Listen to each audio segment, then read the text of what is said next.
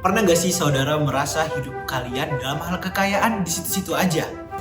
Tapi ngeliat influencer modal kamera upload malah makin kaya raya. Aneh gak sih? Ngeliat dua orang anak, yang satu minum susu beruang, yang satu minum susu bau naga. Mari kita debatkan isu yang lagi hangat di antara para elit global dan ibu rumah tangga di acara Debat Duain.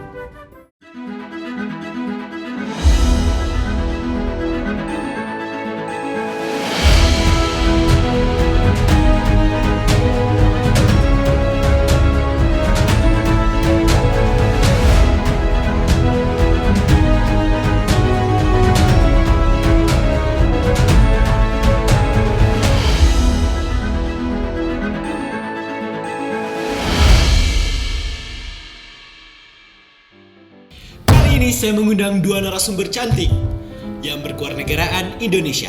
Di sisi sebelah kanan saya ada Viola Destriviani dan di sisi sebelah kiri saya ada Yuniar Maulidiana Putri. Apakah kalian sudah siap untuk melaksanakan debat kali ini?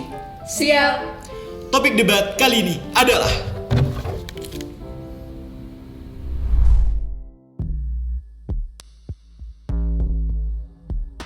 di tengah gejala politik yang melanda Indonesia, maka tak jauh dari pembahasan mengenai ekonomi dan kebijakan dan tindakan yang dapat membangun fondasi untuk masyarakat yang lebih adil merupakan hal pokok yang harus dipenuhi oleh pemerintah Indonesia, di mana setiap warga negara memiliki kesempatan yang setara untuk mendorong perekonomian lebih berkembang ke depannya.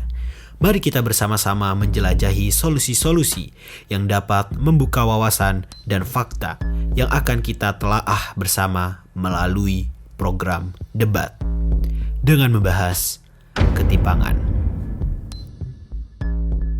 Kenapa sih setiap kita membahas tentang disparitas atau ketimpangan selalu saja menuju pada hal yang negatif? Padahal jika kita melihat pada teori trickle down effect, itu menunjukkan bahwa ketidaksetaraan ekonomi justru dapat mendorong pertumbuhan ekonomi di Indonesia, di mana investor dan pengusaha akan melakukan investasi secara lebih besar, dan hal tersebut menciptakan lebih banyak lapangan kerja dan meningkatkan pendapatan masyarakat secara keseluruhan. Jika membahas mengenai ketidaksetaraan ekonomi itu benar adanya, kita melihat realita ketimpangan yang ada pada masyarakat Indonesia selain dari segi ekonomi.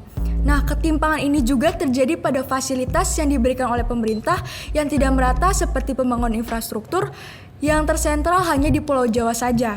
Salah satunya jalan tol. Indonesia sendiri memiliki 64 jalan tol dengan 50 diantaranya berada di Pulau Jawa, sehingga hal tersebut menimbulkan ketidakefisienan. Memang, jika kita membahas infrastruktur, pasti terdapat perbedaan di setiap daerahnya. Hal tersebut karena akses yang terbatas di daerah tersebut. Namun, jika kita melihat fasilitas lain yang diberikan oleh pemerintah, seperti akses pendidikan dan pelatihan keterampilan untuk masyarakat miskin, banyak sekali kita jumpai bahkan secara gratis. Apalagi sekarang ini banyak program beasiswa dari pemerintah yang ditujukan untuk meningkatkan keterampilan dan daya saing masyarakat di pasar kerja. Dan seharusnya masyarakat tersebut melek dan mampu memanfaatkan fasilitas tersebut, sehingga dapat mengurangi ketimpangan ekonomi dan meningkatkan kesejahteraan pada masyarakat. Tapi pada faktanya, ketidakseimbangan yang signifikan tersebut justru merugikan masyarakat kurang mampu. Minimnya akses untuk masyarakat kurang mampu menyebabkan siklus kemiskinan dan pengangguran di Indonesia semakin melonjak dan berulang-ulang. Hal ini dapat dilihat dari kenaikan peningkatan tingkat pengangguran terbuka. Pada kali ini, saya mengambil bukti yang terjadi pada Pulau Jawa yang terjadi pada tahun 2022 yang mengalami kenaikan sebesar 0,03 hingga 0,15. Tidak hanya itu, ketidaksetaraan antara si kaya dan si miskin didukung dengan adanya data dan undang-undang yang ada di Indonesia. Sehingga kita perlu adanya tindakan korektif untuk mengurangi ketidaksetaraan pada masyarakat Indonesia, seperti memperbanyak lapangan pekerjaan, mempermudah aksesibilitas pendidikan, kebijakan pajak yang adil dan setara bagi semua lapisan masyarakat Indonesia.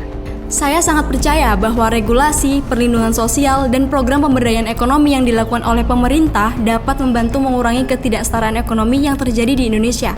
Jika hal tersebut diimplementasikan dengan baik sesuai dengan Undang-Undang Dasar Nomor 11 Tahun 2009 tentang kesenjangan sosial, yang menyasar untuk meningkatkan kesejahteraan sosial dan mengurangi kesenjangan sosial. Isu jurang ketimpangan antara si kaya dan si miskin, jika diimplementasikan dengan baik oleh pemerintah, dapat membantu mengurangi ketidaksetaraan ekonomi yang terjadi di Indonesia. Hasil dari debat tersebut dapat kalian simpulkan dengan baik dan mencerna informasi secara bijak. Sampai jumpa para netizen Indonesia di acara debat 2 in selanjutnya. Bye!